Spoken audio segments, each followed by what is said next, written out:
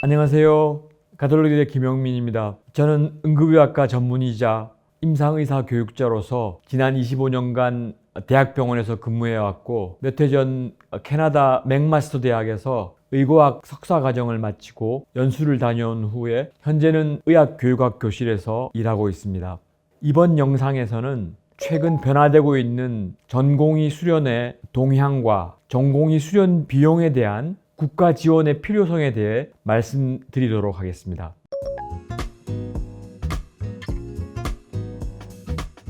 전공의 수련 동향에 대해 말씀드리기 앞서 전공의 수련이 어떤 시기인지 간단히 설명드리겠습니다. 의사가 되고자 하는 학생들이 의과대학에 입학하여 의과대학에서 의사로서 기본적인 역량을 갖추고 국가시험을 통과해 의사 면허를 획득하고 졸업을 하게 되지만 병원에 신입 인턴으로 입사한 후 독립적인 진료를 할 수 있는 전문의가 되기까지는 상당한 기간이 필요합니다. 이러한 임상 실무 간극을 채워주는 중요한 시기가 바로 전공의 수련이 포함된 졸업 후 의학 교육 기간입니다. 우리나라에서는 현재 인턴 1년과 전공의 3 내지 4년 그리고 전임이 1년 혹은 2년 정도의 기간이 소요됩니다. 여러분들이 대학병원에 가셨을 때 인턴 레지던트 혹은 전공이라고 불리는 많은 젊은 의사 선생님들을 만나신 적이 있으실 것 같습니다.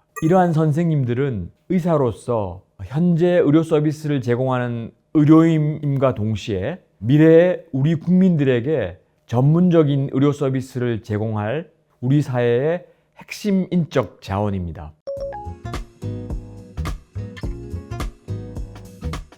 전공의 선생님들은 전문의가 되기 위해 수련을 받는 교육생인 동시에 환자를 돌보는 노동을 제공하고 임금을 받는 근로자이기도 합니다. 병원이라는 특수한 공간에서 이루어지는 수련은 교육과 노동이 분리되기가 어렵고 따라서 도제식 형태로 지속되어 왔습니다. 이러한 구조와 위계적인 우리나라의 의국 문화 때문에 과도한 근로와 부당한 노동이 당연시되어 왔고 최근에는 이러한 힘든 수련 시간을 보냄에도 불구하고 해당 전문 분야의 전문성을 제대로 획득하기가 어려운 현실이 되고 있습니다. 2015년 12월 열악한 전공의 수련 환경을 개선하기 위해 전공의의 수련 환경 개선 및 지위 향상을 위한 특별법이 우리나라에도 시행되어 과거보다는 수련 환경이 많이 나아졌지만 여전히 수련 환경은 어려운 상황입니다. 2025년 결성된 전국 전공의 노동조합의 제1차 전공의 실태조사 결과는 현재의 수련 환경이 여전히 장시간의 근무와 경무로 환자의 안전에 악영향을 줄 수 있는 위험성이 지속되고 있음을 알려주고 있습니다. 또한 현재 우리나라의 의료 시스템에서 근무하고 있는 수련병원 전문의 선생님들은 많은 진료 및 연구 업무와 교육에 대한 상대적으로 적은 보상으로 인해서 교육이나 수련에 할애하는 시간이 점점점 줄어들고 있고 전공의들도 밀려드는 환자 진료 업무와 잡무에 치여서 정작 중요한 수술이나 진료 기술들을 충분히 경험을 통해 획득하지 못하고 있습니다. 2025년 대한의사협회 의료정책연구원 과제로 저희가 수행한 지도전문의 교육 역량 실태조사 연구에서 교육에 관심을 가지고 있는 대학병원의 지도전문의들은 전공의 교육의 중요성을 높게 평가하고 있었지만 실제 본인의 전체 업무 시간 중에 전공의 교육에 할애하는 시간이 10%대에 불과한 것으로 나타나 지도 전문의들의 수련 교육에 대한 중요성 인식과 실제 교육 실무 간에 명확한 괴리가 존재하고 있음을 확인할 수 있었습니다. 올해 저희 연구진이 의학 한림원 과제로 진행한 전공의 교육 수련에 대한 인식 개선 설문조사 결과에서도 많은 지도 전문의와 전공의 선생님들이 수련 교과 과정 동안 심리적 스트레스와 번아웃을 경험하고 있다는 결과가 나타났습니다. 더 심각한 것은 역량이 부족한 전공의를 조기에 발견하고 보완교육 혹은 재교육하지 못하고 있는 문제입니다. 현재 도제식 수련 시스템에서는 실력이 부족한 전공의가 있어도 인간적인 관계와 의국 분위기 때문에 일단은 진급시키자 혹은 졸업시키자와 같은 관대한 평가가 이루어지고 있는 경우가 많습니다. 이것을 교육학에서는 실패라고 판정하지 못하는 실패라는 현상으로 말합니다. 이런 구조적인 문제로 전공의가 수련 기간 동안 어떠한 경험과 역량을 획득했는지를 평가하고 교정하기보다는 정해진 수련 기간만 채우고 난 후에 마지막에 보는 전문의 시험만을 통과하면 전문의의 자격증을 부여해온 것이 우리의 전통적인 시간 바탕 수련 시스템의 문제입니다. 이러한 수련 시스템의 문제로 촉발되는 심각한 결과는 수련의 질적 불균형과 이질성입니다. 어떤 병원에서 수련을 받는가에 따라 배출된 전문의의 실력이 천차만별입니다. 진료 경험이 부족한 상태임에도 불구하고 수련을 종료하게 됨으로써 전문의의 자격증을 따고도 아직 환자를 혼자서 볼 혹은 혼자서 수술할 자신이 없다라고 고백하는 의사들이 늘고 있습니다. 이러한 문제점으로 인해 졸업 후 의학 교육 과정의 하나인 전임의 과정으로 수련이 연장이 되게 되었고, 이것은 전공의 개인적으로나 국가적으로도 엄청난 손실을 초래하고 있습니다.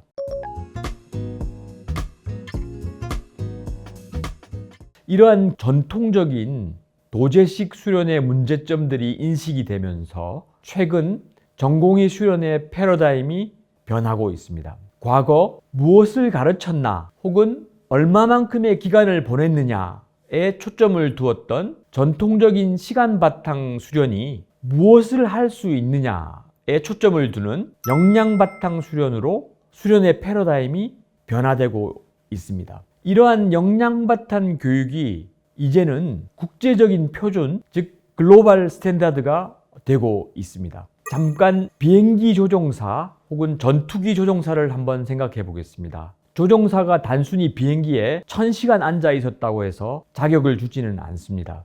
엔진의 결함 상황에서 어떻게 대처하는지, 폭풍 속에서도 안전하게 이륙하고 착륙할 수 있는지를 매 단계마다 전문가들이 그 수행을 평가하고 검증한 후에 독립적인 비행을 맡기게 됩니다. 역량 바탕 수련은 우리 사회에서 필요로 하는 전문의가 되기 위한 필수적인 전문 역량을 먼저 도출하고 그것을 성취할 수 있는 단계를 결정한 후에 여러 역량들로 이루어진 전문의가 행하는 전문적인 실무를 수행하는 모습을 현장에서 지도 전문의가 직접 관찰하고 평가한 후에 전공의에게 피드백하고, 부족하면 전공의가 제대로 할 수 있을 때까지 반복해서 훈련할 수 있는 기회를 주고, 역량이 갖추었다고 판단되었을 때 비로소 그 업무를, 그 직무를 독자적으로 수행할 수 있도록 위임하는 새로운 수련 모델입니다. 역량 바탕 수련에서 필수적으로 요구되는 핵심적인 단위로는 마일스톤, 역량, 위임 가능 전문 활동이라는 개념들이 있는데요. 먼저 마일스톤은 집을 만드는 데 필요한 벽돌과 같은 수련 단계마다 획득해야 될 세부 역량이라고 생각하시면 되고요. 역량은 그러한 마일스톤이 모여서 만들어지는 하나의 벽과 같은 것이라고 생각하시면 됩니다. 최근에는 이러한 마일스톤이나 역량을 평가하는 것이 상당히 어렵고 너무나 세분화되는 그런 문제점들로 인해서 여러 역량들이 모여서 만들어진 집과 같은 한 전문가의 직무 단위인 위임 가능 전문 활동이라는 개념이 도입되어 역량 바탕 수련의 평가의 틀로 자리 잡혀가고 있습니다. 또한 역량 바탕 수련의 5가지 핵심 요소들이 국제 전문가들의 합의 연구로 도출되어 이를 바탕으로 각 국가나 전문단체의 역량 바탕 수련 모델이 설계가 이루어지고 있습니다. 즉, 성과 역량에 대한 틀과 그 역량을 성취하기 위한 단계적 발달 계획이 우선적으로 설계되어야 하고요. 더불어 그러한 역량을 단계적으로 성취하기 위해 전공의에게 어떠한 맞춤 학습을 제공해야 하는지, 그리고 그 역량에 맞춘 교수 방법은 어떻게 적용되어야 하는지, 그리고 다양한 평가들을 포함한 평가 계획을 설계하는 것이 역량바탕 수련의 필수 요소로 권고되고 있습니다. 한편 역량바탕 수련에서는 전공의와 지도 전문의의 관계가 수동적인 도제 관계가 아니라 전공의의 능동적인 학습을 유도하는 코치 관계로 바뀌고, 환자, 전공의, 지도 전문의의 관계도 공동 생산자 관계로 바뀌게 됩니다. 즉, 환자는 진료의 대상이자 교육의 파트너가 되고, 지도 전문의는 평가자이자 코치로서 그 역할이 바뀌게 됩니다. 전공의는 진료와 학습의 주체로서 자기주도적인 학습자로서 그 관계를 형성하게 되는 것이 역량바탕 수련의 특징적인 변화입니다. 지금 보시는 그림은 역량바탕 교육에서 개별 전공의의 발달 진행을 보여주는 그림입니다. 조기에 목표 역량 기준에 도달한 전공의에게는 다음 단계 또는 추가적인 도전을 할 준비를 할 수 있는 기회를 주고, 수련 기간 종료 시점에도 목표 역량을 도달하지 못한 전공의의 경우에는 역량 도달을 위한 추가적인 시간이나 보완 교육을 제공하는 것이 역량 바탕 수련의 특징입니다. 지도 전문의 입장에서 역량 바탕 전공의 수련의 가장 큰 변화는 평가입니다. 전공의의 역량 성취를 판단하려면 다양한 평가 자료가 중요하기에, 기존의 지도 전문의와 전공의 선생님들이 해오시던 임상교육 실무에서 평가 데이터를 기록하고 문서화하는 단계가 추가적으로 요구가 됩니다. 또한 기존 수련 모델에서는 일반적으로 수련 책임자가 전공의에 대한 평가나 결정을 하던 것이, 역량바탕 수련에서는 여러 평가 자료를 기반으로 역량위원회에서 전공의의 유급이나 재교육과 같은 고부담 결정을 집단 의사결정 형태로 진행하는 것이 가장 큰 변화라고 볼 수가 있습니다. 이러한 위원회를 통한 집단 의사결정 구조는 고부담 총괄 평가와 위임 결정의 타당도와 신뢰도를 높이고, 전공의가 이러한 평가 결과에 대한 이의를 제기할 때 방어할 수 있는 구조로 작동하게 됩니다.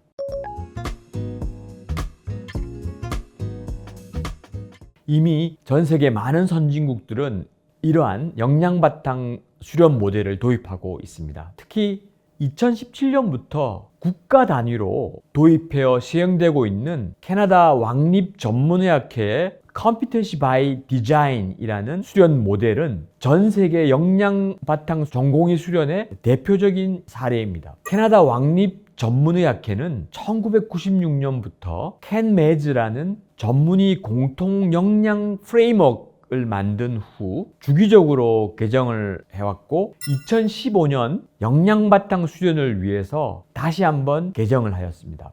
2010년부터 새로운 역량바탕 수련 모델인 CBD를 개발하기 시작했는데, 수련 단계를 크게 4단계로 나누면서 각 단계별로 각 전문 분야에 맞는 위임 가능 전문 직무, 즉 EPA를 개발하였고, 2017년부터 먼저 준비된 전문학회들로부터 단계적으로 CBD 모델을 도입, 실행하도록 지원해 오고 있습니다. 2025년 현재 전체 68개 전문학회 중 65개 학회가 이 CBD 모델을 적용하고 있습니다. 최근 연구 보고들은 이러한 CBD 모델의 도입으로 전공의 선생님들의 만족도가 향상되고, 지도 전문의 선생님들의 교육 참여도가 향상되었고, 성장과 발달이라는 수련 문화가 조성되고 있음이 보여지고 있습니다. 이러한 캐나다의 국가 단위 수련 시스템 개편의 노력은 국민의 건강을 위한 의료 전문직의 사회적 책무성을 철학적 기반으로 두고 있으며, 환자의 안전과 신뢰의 중심을 둔 성과 바탕 교육 체계로서 전공의 수련을 변혁한 좋은 모범 사례가 되고 있습니다. 비록 의료 시스템과 제도가 차이가 크지만, 우리의 전공의 수련 제도도 이제는 이러한 국제적인 변화 동향 그리고 국제적인 표준에 따라서 개선이 되어야 합니다. 다행히도 2020년부터 보건복지부 지원을 받아 대한병원협회에서 전공의 연차별 수련 교과과정 체계화 구축 사업이 진행되었고, 각 전문학회별로 역량 바탕 수련을 위한 교과과정을 개발하는 연구 사업이 진행되었고, 그 후속 시범 사업들이 진행되고 있습니다.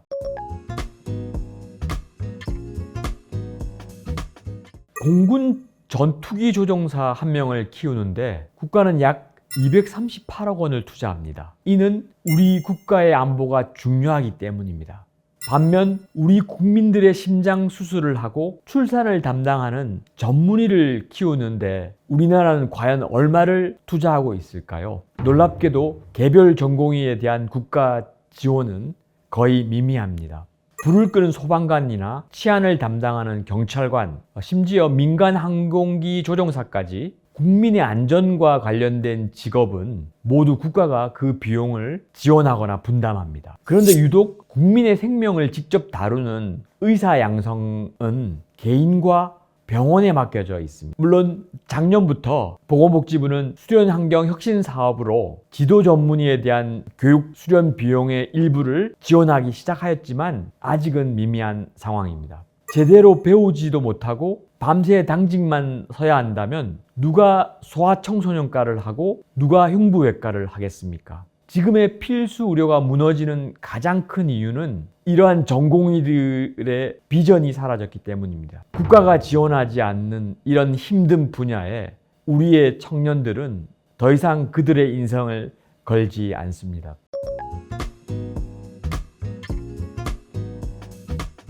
그렇다면 선진국은 어떨까요? 철저한 자본주의 국가인 미국조차도 전공의 수련만큼은 국가가 책임을 지고 있습니다. 미국 정부는 다양한 자원을 통해서 연간 15조 원의 지원금을 수련병원에 지원하면서 전공의를 제대로 수련시키라고 명령합니다. 영국은 수련 비용 전액을 국가가 지원하고 가까운 일본도 졸업 후 2년간의 임상 수련의에 대한 수련 보조금 전액을 지원합니다. 전 세계 어디를 봐도 우리처럼 의사 양성을 병원 수익의 논리에만 맡겨두는 선진국은 더 이상 없습니다.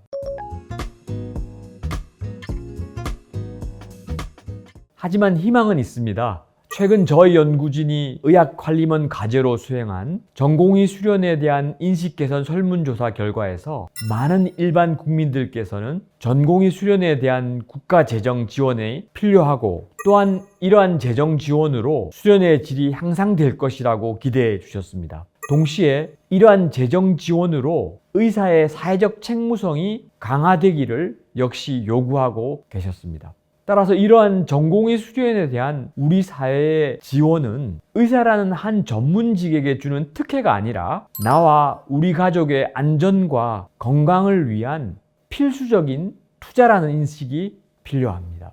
국민 여러분, 변화는 어렵고 고통스럽습니다. 하지만 70년 된 낡은 도제식 전공의 수련을 바꾸고 전 세계가 인정할 수 있는 체계적인 역량 바탕 수련으로 이제는 변화가 필요한 시점입니다. 이러한 변화는 의사들만의 노력으로 완성될 수 없습니다. 수련병원에 있는 지도 전문의들이 진료와 연구에만 매달리지 않고 교육과 수련에 시간을 할애할 수 있도록 충분한 사회적 지원이 필요합니다. 한 명의 전문의를 제대로 키워내기 위해 전공의의 수련 비용을 국가가 지원하고 전공의 수련의 질을 엄격하게 평가하고 사회적 책무성을 요구하는 것은 궁극적으로 우리 모두의 안전을 위한 투자입니다. 안전한 우리 대한민국의 의료의 미래, 역량 바탕 전공의 수련 시스템의 도입을 위해 국민 여러분의 따뜻한 이해와 강력한 지지를 부탁드립니다. 감사합니다.